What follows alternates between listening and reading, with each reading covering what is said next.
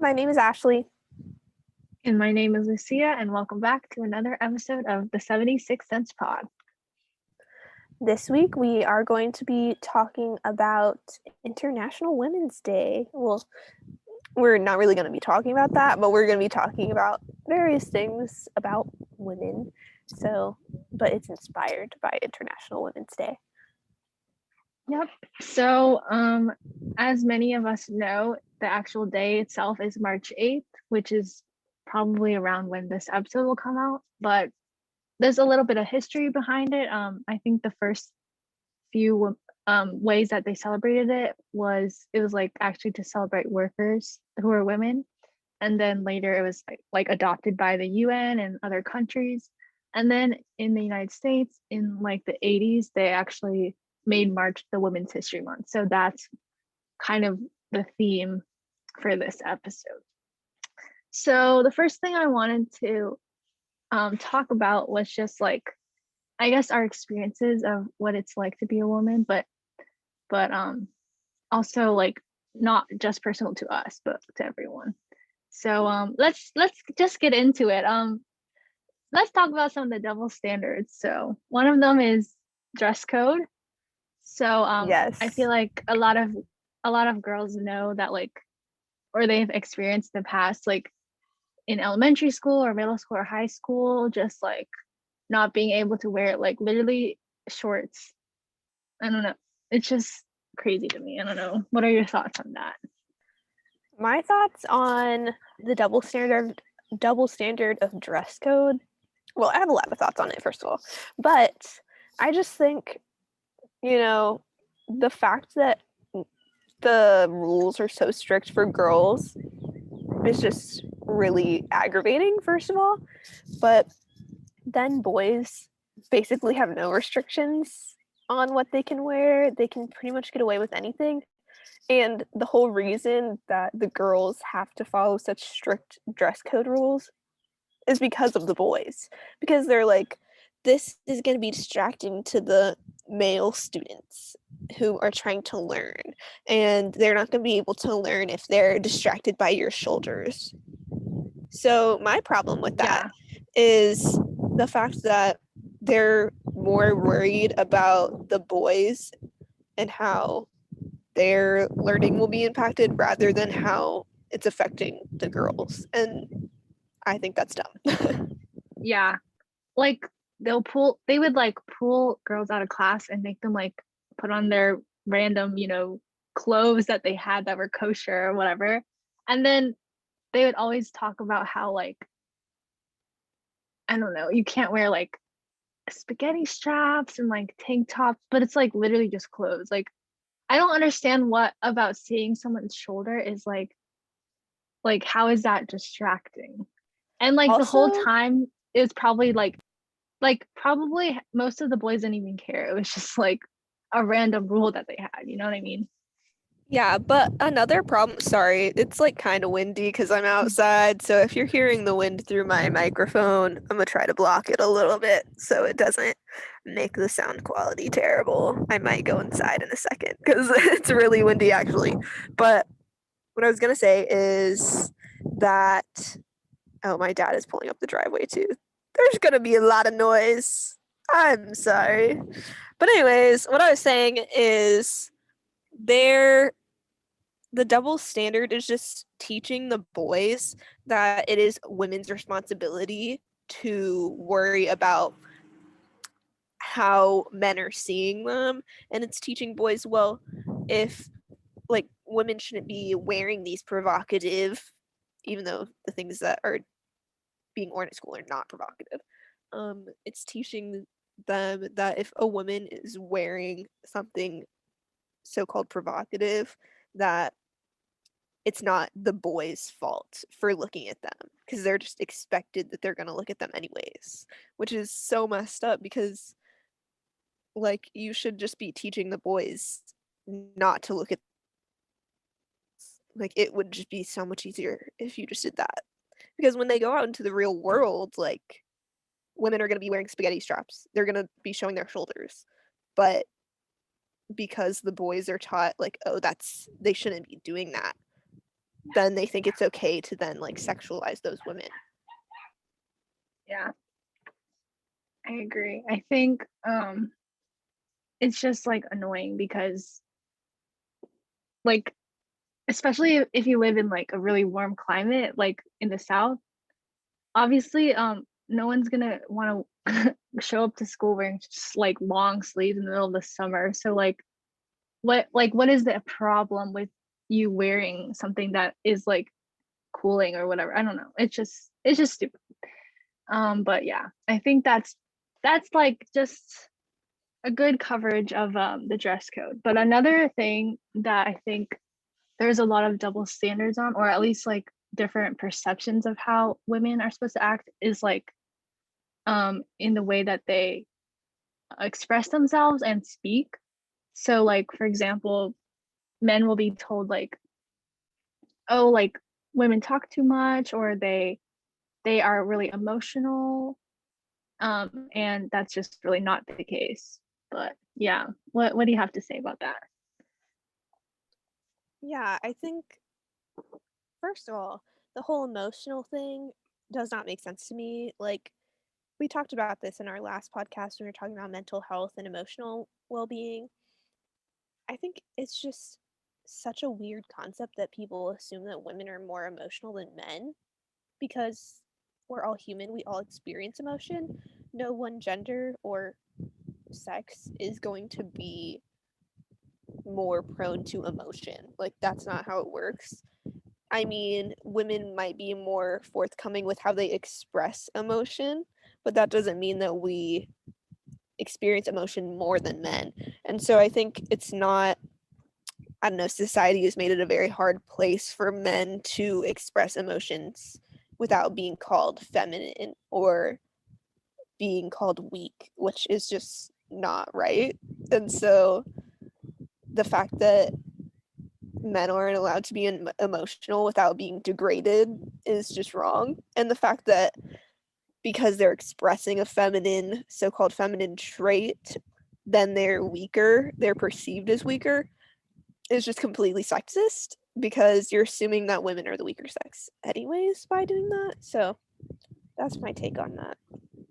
Yeah, and I think I actually learned, I was taking a social linguistics class last semester, and even though a lot of people think that women speak more, that's just not the case at all. Like they've done a lot of studies on measuring conversation in a room, or like I don't know, like they go to a meeting and they just like record how much the women speak versus how much the men speak. And like majority of the time the men are speaking more. And it does, like, yeah, like you were saying, it does speak to like how they think that they maybe have more importance, even if even if like a woman is like the director or the CEO. There's just something about like they feel like they have more authority, the men, so like they'll just speak anyways, which is Yeah. just like it sets a double standard, because then when a woman tries to speak, either like she's trying to be a man because she's trying to assert her opinion, or like she just doesn't have the opportunity to do so at all because she's a woman and that's her place. Also, I feel like kind of going off of that, like men are more likely to just say things even if they don't know it's like 100% correct or you know what I mean? But women are hindered from doing that unless they're like 100% sure about what they're going to say.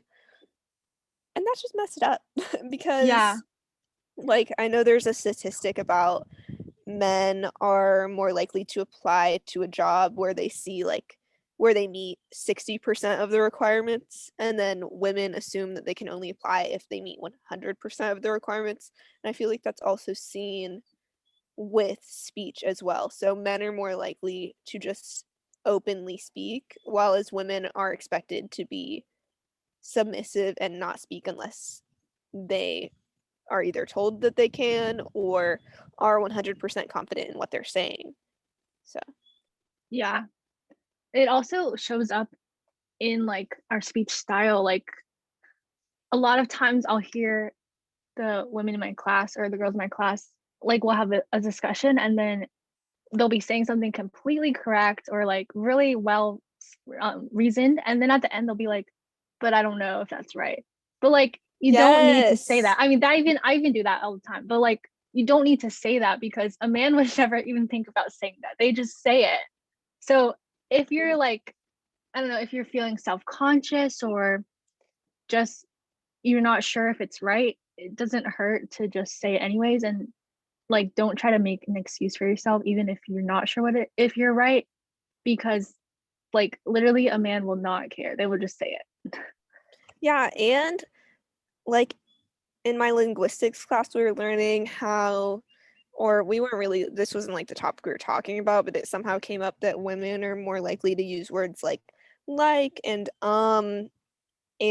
they're more apologetic with their speech. So I know personally I say like way too much and I'm always apologizing for things. I'm like, oh, excuse me, sorry, or sorry to bother you, but blah, blah, blah.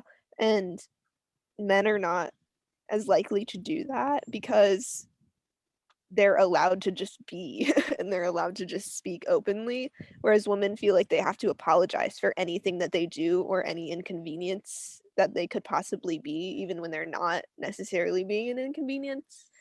So Yeah. just the fact that women have to accommodate even in their daily speech for their social roles is messed up. I keep saying everything is messed up, but it is. It So is. Like, you don't even think about how ingrained the patriarchy is until you like, I don't know, contemplate it, but seriously, it impacts the way you think, the way you speak, the way you express your emotions. Um, yeah, so it is messed up. Okay, I think another thing I wanted to talk about was like, I think we mentioned this when we were discussing, but just women having agency. So like, for example, a few months ago when Megan Thee Stallion released WAP, WAP, a lot of people were just hating on her because they're like, this song is like really graphic or like too sexual or blah blah blah. But like, if you listen to like most of the songs on the radio by men, they're also talking about the same things, but they're allowed to talk about it. Like, what is wrong with a woman having agency and like wanting to talk about something that, I don't know, is personal to her or like she experiences, you know what I mean? yeah, there's definitely a double standard surrounding anything sexual whatsoever. Women are expected not to talk about it, not even to be involved with it at all, or they will be labeled the S word. We don't use that word here. Yeah, Or, derogatory terms, yeah, there's a lot of them. exactly. But it's like if a man does the same thing, he's rewarded for it, which makes no sense. And I like how you brought up like the music industry is so terrible about this. Like it's there's just such a double standard that women can only cover certain topics or talk about certain things and they just get hate for everything that they say and it doesn't make any sense. And like I know even before WAP there was like those cupcake songs. Do you know who I'm talking about? Yes, Um I do. The rapper. Yeah. yeah. And but she got so much hate and everyone was like these songs are so disgusting and like dirty and wrong and this shouldn't be you shouldn't be saying these things. But like you said, male rappers say things like that all the time. And Yeah. they once again they get rewarded for it because they have hoes or something like that. And that's just so not right. Like, how come a man is rewarded for being sexual and women are degraded for it? That doesn't make any sense to me. Yeah, like, it's not like anyone is forcing these women to rap about these things. Like, they clearly chose to. So like, why don't we let them is the question, the problem, you know? And it doesn't have to just be about like And sex or whatever, but like, just like, even like women who write songs about love, okay, which is like most of them. For example, Taylor Swift.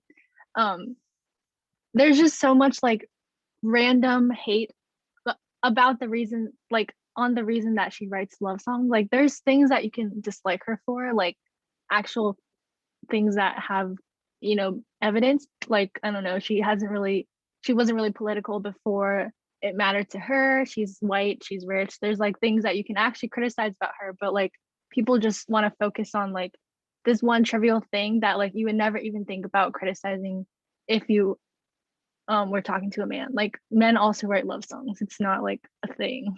It's not like a really crazy thing. Yeah. Like if you're gonna hate on a woman for doing it, then also hate on the men for doing it. It's not that Yeah. hard. Like, and also if you're gonna say something negative about a woman doing something, think to yourself. Just pause and be like, would I say this about a man? And if you wouldn't, then just don't say it. Yeah, because it's probably misogynistic. Yeah, for sure. Yeah. And then another thing, this is a big one, the double standard of I guess safety, you could say. Um I feel like every woman knows like every time you go somewhere or like you're walking alone, it's always terrifying. Like I don't ever try to walk alone at night if I can help it. And if I do, I have to be prepared. I have to be alert. Got to have my keys in my hands. Got to get the pepper spray ready. I don't know, just like all these tactics because you don't know if someone's going to kidnap you or attack you. Yeah, it's just, yeah, men don't think about that. Yeah, and I think the main issue in our society is that we as women have to accommodate for men in everything that we do. We have to accommodate for the fact that men are violent. We have to accommodate for the fact that men are the ones who are most likely to harm us, and they are not the ones who have to make any changes in their lifestyle. They are just expected, oh, I have to be a nice guy. And they aren't expected to have conversations with fellow men. They aren't expected to hold anyone to a higher standard. They're just expected to be. And we are expected as women to protect ourselves. We're expected to dress a certain way. We're expected to have certain things that we do to keep ourselves safe. We're expected to stay home at night. We're expected not to go out with friends. We are expected to constantly be worried and fearful about what we are going to experience rather than men being held accountable for what they do to women. Yeah, it's a really good point. Yeah, so as you can see from all those double standards, basically if I were the man, I'd be the man. So I don't Yes, Miss think Taylor Swift. Yes. I I don't think there's anything other that I wanted to cover about that, but there is like um the issue of also I guess like differences between how women and men are treated. So for example, in the workplace, I mean we kind of talked about this with like dress code and stuff, but like just how women are usually paid less or they have to like somehow argue for a higher salary. They're not taken as seriously. And then even in academics, like there's a lot of imposter syndrome that I've personally gone through this. Like I feel like a lot of times when men are speaking up in my class, I just like don't feel adequate, even though I know that I'm just as smart as them. It just like somehow it doesn't feel like I belong there. You have any Sorry, thoughts? I had to move inside because it was getting windy and cold. Um yeah, no, I agree with pretty much everything you said. Like women don't think of themselves like, especially women in STEM, like I feel like they have to hold themselves to a higher standard and they feel like they don't belong in the places that they are. I don't know. It's Yeah, just hard to explain, but if you experience it, you know what I mean. yeah. And then like all that we've been talking about is just like I guess women in general, but there is also the factor of intersectionality to think about. Like, obviously, if you're a white woman or a straight woman, a cis woman, it'll be a lot easier for you to navigate even like a patriarchal structure, like a workplace or whatever. But then you factor in like race or like sexuality, and it gets a lot harder because, like, not only are you a woman, but like you also have other identities that might be marginalized. And I feel like a lot of times people don't think about that and they just base their understanding of being a woman on like being a white woman or like a rich woman or something like that. Yeah, I think we need to really focus on the fact that also like race and gender can't be separated out when you're talking about these issues because, you know, yes, a black woman is going to experience racism, but she's also going to experience sexism, but she will not experience them separate from one another. Like it's a whole different issue because of the intersectionality of the sexism and the racism, classism, whatever else someone may be experiencing. And you can't really treat that as a separate issue because it's all combined within one person. And so people like to, separate out all the different problems, but you have to think this one individual is like being so much more oppressed than say like a white woman. So Yeah. And it's just like you can't really compare the types of struggles that different women go through because even though there is like a generalization, it is still different because like you said, like there's a lot of things that combine to make up your identity. So you have to focus on, I mean, you can't focus on one thing, you have to focus on them all together. yeah. And like you said, there are going to be commonalities that all women experience, which is like pretty much what we're talking about today. But you also have to think of certain populations of women experience different things depending on where they live, depending on so many other things. So that's Yeah. a good point to keep in mind. Yeah. So the next thing I wanted to talk about was, I guess, the modern feminism movement. So, what would your definition of feminism be? I know some people that think that feminism is women thinking that they're better than men, and that is totally not what feminism is meant to be. I think feminism is meant to mean equality of the sexes. So that can look like so many different things in so many different settings, but basically I think the goal of our modern feminist movement, at least within the United States, is just seeking to be treated like a person rather than a woman, and for men to stop thinking that they can control us or have any right to say anything about women's issues or women's bodies because they shouldn't. Yeah. And I feel like a lot of people think that there's like such a big distinction between men and women, but like we literally just want to be equal because if you look at, okay, even at like a biological level, they're not that different. Like men and women are not that different. And people will base, I don't know, they like apply their social roles or social constructs in like this culture and all these things that we've made up, and then that'll be their reasoning for why like women cannot have equal rights as men, yeah. Yeah. Also, like, I just want to take this time to point out that gender is a social construct. Like, if you've It taken is. any science course, like, if you've studied biology or psychology, you have heard this time again that gender is a social construct and even biological sex is not binary. There are intersex individuals who can't even biologically be put into either male or female. So I think that's also an important thing to point out with this. But yeah, like you were saying, like even biological differences shouldn't warrant the complete oppression of an entire gender of people.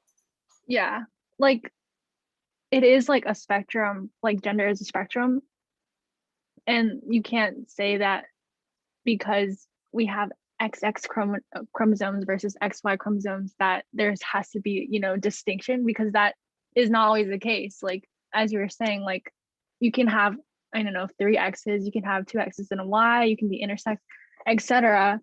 So just, I don't know, the way that people will base their entire like ideology of what a woman is, or like what feminism is, based on just like one picture of what they think it is. Yeah, Yeah. like it's so much more complicated than they're making it. And I just don't know how to explain to these people sometimes. Like, you know, you're basing this entire thing off of like literally a social construct. Yeah. What? I mean, some people argue, well, it's just science. And I'm like, oh, honey, you haven't studied science then. Because if you have, you would know there's not just men and women. But, anyways, that was kind of a little bit off topic, but I felt like we had to throw that in there. But I think it is important because a lot of people don't realize it. Like when they think about the feminist movement, they just think about like cis women who are assigned women at birth, and then like that's just how they Yeah. live their lives. But like there's a lot more to it And than it that. involves transgender women. It involves everyone. Like no one should be excluded. I feel like some people who are technically radical feminists like to exclude certain people and think that like women should be above men. Like I don't personally think that. I think we should all be just treated equally. But you know, looking like a woman just puts you on a different playing field because like you don't get the same opportunities, you're not treated the same just because you look like a Yeah. woman. Yeah. And that also goes to like how gender is a construct, like because we've made up these images of what we think women are, right? That's what I was saying before. But yeah, Yeah. anyways.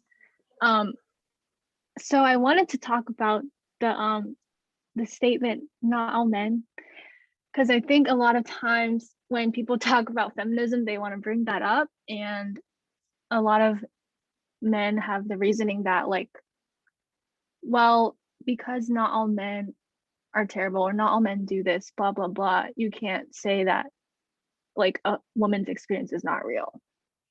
And that is just not really how it works.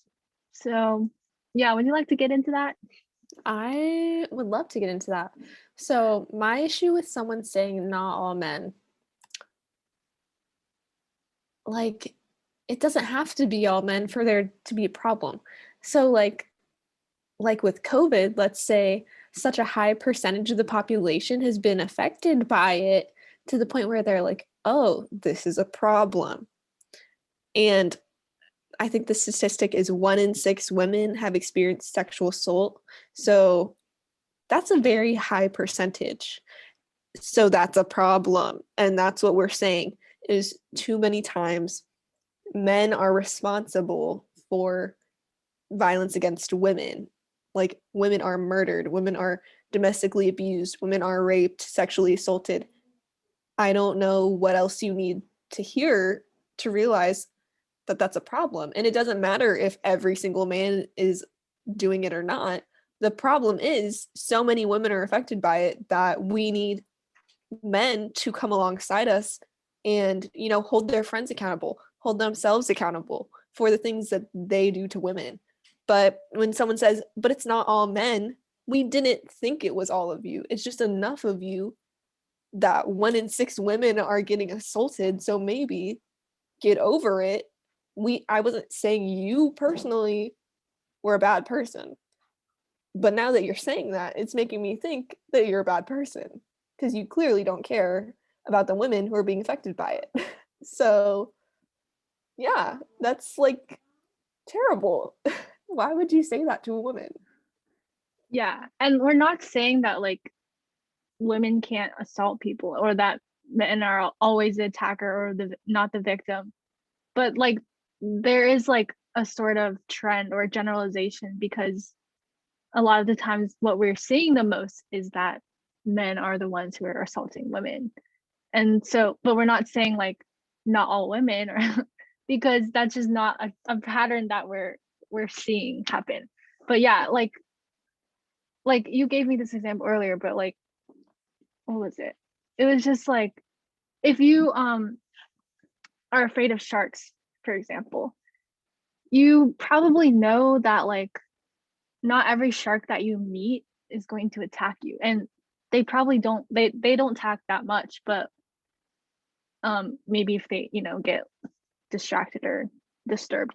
But if you do go into the ocean and then you see a shark, you're still going to be scared, even if you know that there's a very low chance that you're going to get hurt, just because it's something that has happened before. And maybe it happened to someone that you know, or you've just heard a lot of stories. And who's going to make up a story about getting attacked by a shark? Like, there's no like beneficial reason that you would do that. So yeah.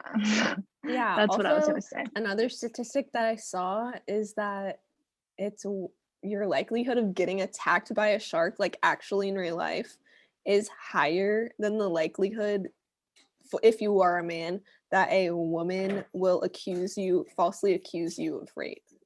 You're more likely to be attacked by a shark than for a woman to falsely accuse you. So why is it such an issue for so many men? Like, oh, I'm scared that I'm going to be falsely accused of rape. You know what? 1 in 6 women are actually raped.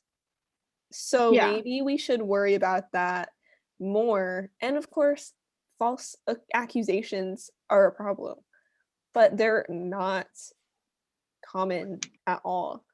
And so the fact that women experience violence so often, and you are coming at us with, oh, well, what if someone falsely accuses me? Maybe don't put yourself in a situation to where you can be accused. Yeah. And like, if someone is going to falsely accuse you, that's more a reflection of them. Like, maybe they're just a terrible person. But like, if you're worried about it, then like literally don't assault women. It's not that it's not that difficult. Like, if you don't want to be called out for something, then don't do it. It's really just that easy. And like looking at the track record of like prosecutions of rapists, you're probably gonna slide. You're just gonna slide right through the justice system. Unfortunately. Even if like, even if they accuse you, if they falsely accuse you, especially, I highly doubt you're gonna experience any consequence. So, because even people who actually are caught in the act of sexually assaulting women barely go to jail. Brock Turner, like, excuse That me. man, he went to jail for 3 months. Like, Yeah, he was wasn't literally even caught in the act by like 2 witnesses. Did they even expel him? Like, I don't remember, but I just remember reading about that and being like literally, what the heck's wrong with you? Yeah, like, but I just don't understand how they let that happen. I just will never understand. It's because we have this like rape culture, right? So men they just get left off the hook. I mean, let off the hook because I mean, people don't care about women. So, and like I was saying earlier, they blamed the victim. They said that she shouldn't have been drunk. And I remember that once she revealed her identity, because when the case was going on, she was kept anonymous from the media because she didn't want to get hate. So she eventually came out and revealed her name, and she did an interview, and she said rape should not be a punishment for being drunk or something along those lines. And I'm like, yes, like, why are we questioning the women like, oh, well, why were you drunk? And telling women you have to accommodate men. Once again, you're not allowed to go out late. You're not allowed to have a drink because men are gonna assault you then. Like, how is that and then her fault? That's also related to agency. Like, she's not allowed to have fun. Like, do you think she asked to be attacked? Like, obviously she didn't. And the fact that they were trying to pin it on her, like, you cannot blame someone for wanting to have a good time. Like what Brock did is just messed up, and that's his problem, literally. But yeah, the justice system just did not see anything wrong with it. And wasn't like, what didn't it turn out that she was like an Asian woman too? Yeah. So yeah, like we were saying, the intersectionality plays into that, because like maybe it was harder, she thought it was harder to believe if she had come out with it like before the trial had ended or something like that. Yeah, that was one of the reasons that she said in that interview, I'm pretty sure, as to why she wanted to remain anonymous, was because she was an Asian woman. Mhm. Yeah, so I think we talked a lot about that. So I'm gonna ask you a question. Where do you hope the feminist movement will go in the future? I hope that women will be able to be respected within the workplace without being questioned for being ambitious or assertive. I hope that women will have equal pay. I hope that women will be able to have agency with what they do without being judged in a different way than men. I hope that women will not have to be fearful of living their lives in a normal way or be fearful of being judged for living their lives how they want to live their lives. I hope that women will be able to gain responsibility over their own bodies without being told what to do with their bodies, what to cover up, what to do. Even in just like the healthcare setting, I'm pro-choice, so just the fact that men are constantly controlling women's bodies, not even with abortion, but even if a woman wants to get her tubes tied, she has to have her husband's permission. She has to be over a certain age. She has to meet all of these requirements because she's a woman. She's expected to have children. And men aren't held to that same standard because men aren't expected to have children. They don't have to if they don't want to. So that's my hope, is just fixing all of those issues. I think that covered it pretty well. I think the main thing is that like women are still kind of seen as objects right now. Like you were saying, a woman has to have their husband's permission to get their tubes tied. And that's just kind of like, you're tying the worth, or like you're tying a woman's choice about her body, about her reproductive system, to a man. So like you're kind of saying that like he owns it or or something like that, which is, that's just one problem. But like I feel like once people will stop seeing women as objects and just start seeing them as people, because that's what we are, then hopefully all those issues that we talked about will start to diminish. I don't know how long it'll take, because it's looking kind of sad right now. Yeah. But I think a good way to go about it is just like teach your kids young, like how to, I don't know, respect women, or like Or teach them even about when the they're older. differences. Yeah, like obviously anyone can learn, but just like having a good foundation, I think, is the best way to go about it. Because every time, I don't know, every time I hear the phrase boys will be boys, I just get really angry, because what does that even mean, first of all? And second of all, like you're never going to tell a girl that. So just don't say it. Like just treat everyone equally, treat everyone respectfully, and provide everyone with the same opportunities and resources so that they can have a fair footing. Yeah, when you said boys will be boys, that reminded me like of the fact that people are always using, oh, girls mature faster than boys, as an excuse for boys to be reckless and hurtful and rude, and women or girls are always expected once again to accommodate for the boys because, oh, he's just being a boy, boys will be boys. But if you do the same thing as a girl at the same age, well, you're supposed to be ladylike, you're supposed to be more mature than that. Just hold everyone to the same standard. Can we just do that, Yeah. please? That also reminds me like when you're saying how girls mature faster, I think that's a thing that people push onto girls because they're literally pedophiles. Because like Yeah. you, because like they'll want a girl to seem older so that they can have an excuse for being attracted to her or something like that. It's just really gross, but that is definitely a thing that happens. And I think maybe we should just stop that and kill everyone who supports it. Yeah, and also, no, actually, the whole pedophile thing is so relevant because women are expected to be childlike in their submission to men, and they're expected, like, men for some reason are attracted to childlike features in women, which is really weird. They want them to be petite Disgusting. and small and skinny and hairless and submissive. That's Really so weird. that's really Ugh. creepy. Like, do y'all not see Yeah. how creepy that is? I'm sorry. That's just really weird. Yeah. Anyways, I think we can move on to a happier topic, maybe.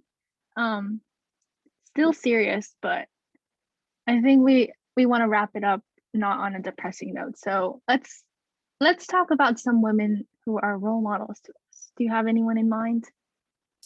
Yeah, so I actually watched this is gonna be so random, but I actually watched a documentary last night on Netflix about Betty White. And I don't know, I love Betty White because she's just hilarious.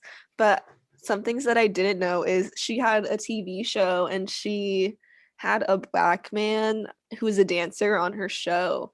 And people in the South at the time really hated that because they were blatantly racist. And Mm-hmm. they were like, either you take him off the show or we're gonna get you taken off the air. And she was like, well, I'm not taking him off the show, so get over it. And I was like, respect, Betty White, respect, like, what a queen. But yeah, also, I mean, she was like one of the first most iconic women in television, like, icon. Right. Yeah. But then other than Betty White, I really like, we already know I love Taylor Swift. Just go listen to the man after listening to this podcast. We'll leave our Taylor Swift discussion for a future episode.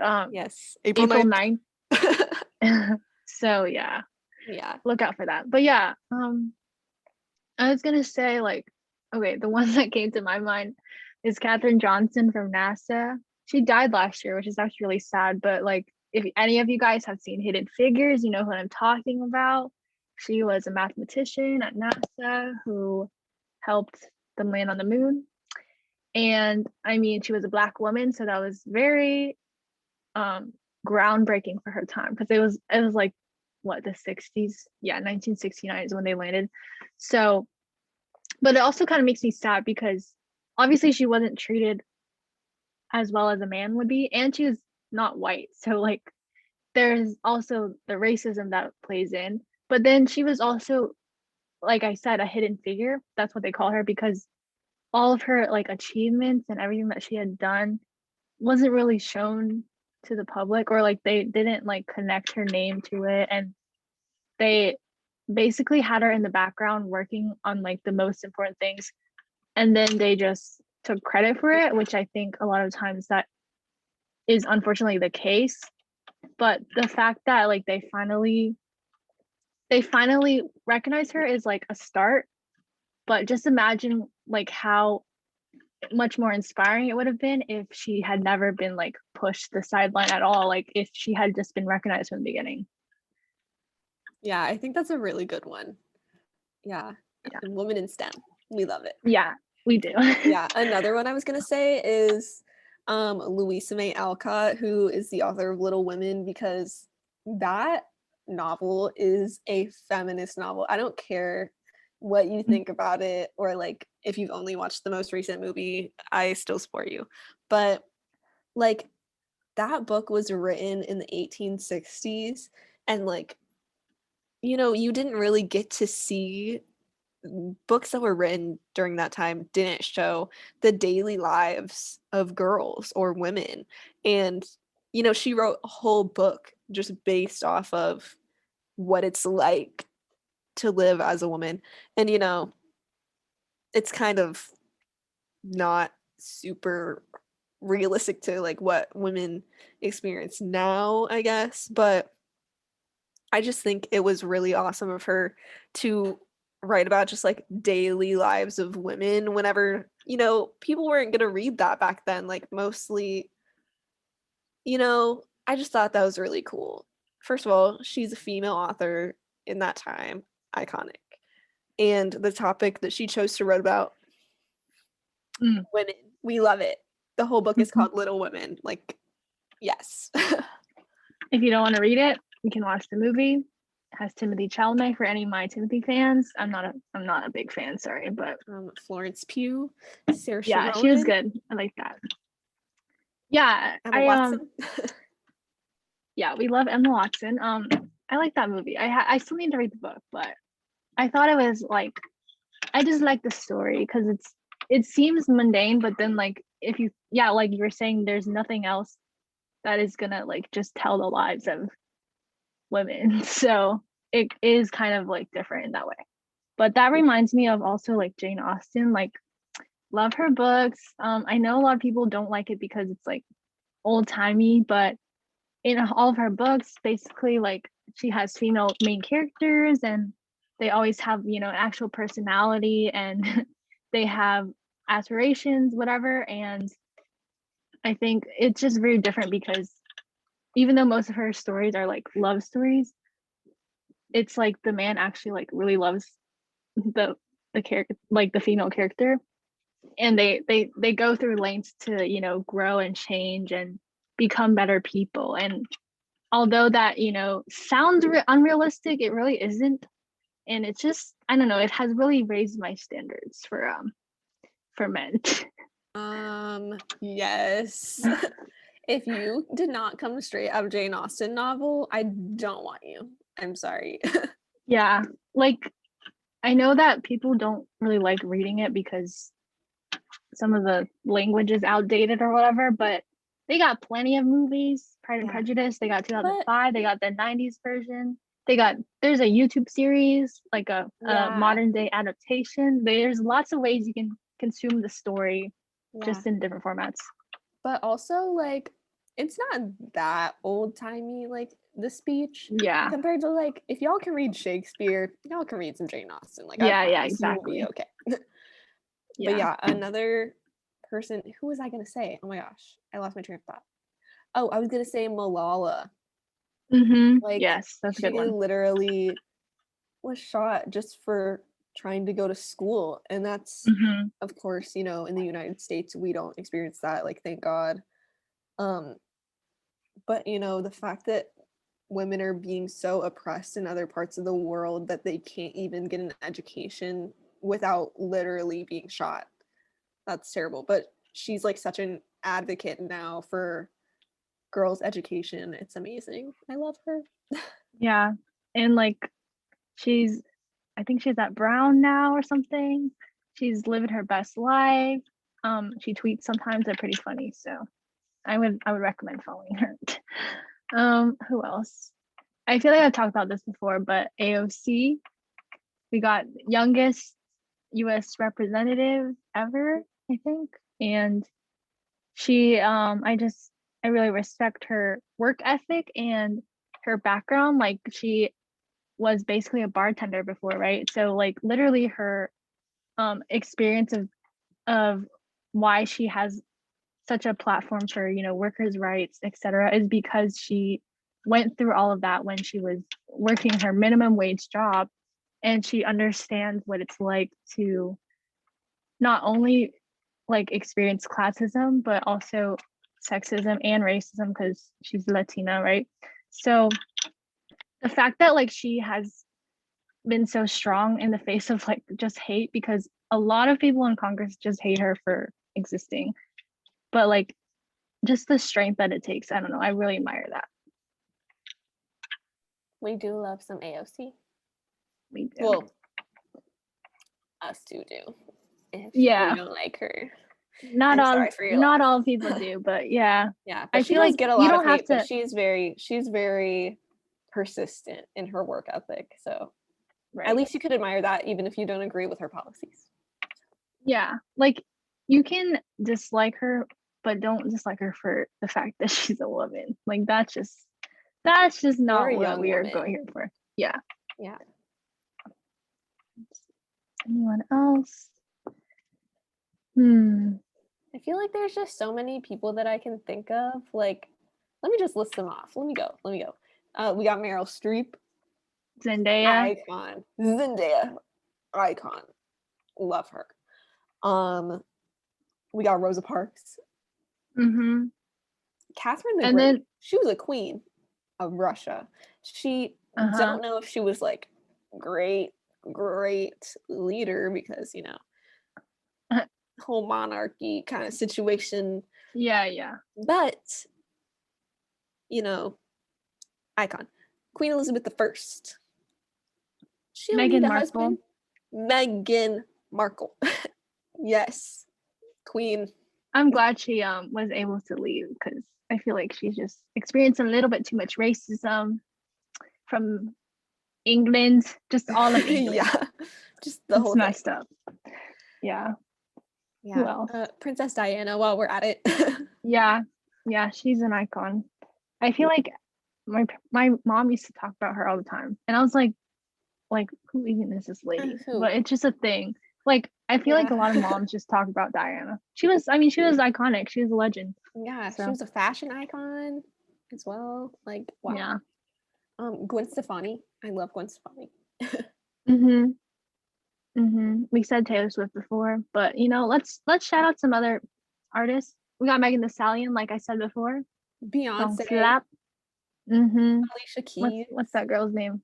Nicki Minaj. Yeah. There's just a lot of them. Like they're carrying the music industry. Let's just be real. Yeah. Honestly, like any women in music industry, I respect you because they really be getting hate. Chloe and Halle Bailey. Yes. I like their new album. It's really good. Yeah.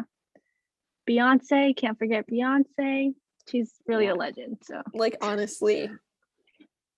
You don't even have to like her music, just know. Like how much impact has she had on our society? You cannot even like imagine. You don't even have to like her music. That's what I'm saying. Like you know who she is. You know that one part in her song that's like quoting that one speech, and it's like feminism, the economic, the social, political, and economic equality of the sexes. Who run the world? Yes. Who won the world? I love you, Beyonce, for that. Like that was amazing. That was iconic. Yeah. I mean, there's like literally thousands more, but I feel like that's a good place to wrap up. Did you have anything else that you wanted to talk about today? Nope. I don't think so. I think we covered a lot of bases. Yeah. So basically, respect women. Listen to women when they talk to you about their experiences as a woman, and try to work on being intersectional with your feminism. And yeah, hopefully one day we will have a better society where we will all be equal, but we'll see. I'm hoping. I don't know if I will see it in my lifetime, but I'm hoping. Yeah, we can dream. But I think that's it for today. Thank you so much for listening. Leave a like, comment, subscribe. I don't know, whatever you want. Rate, review. Besides that, that's probably it. So, bye. Bye.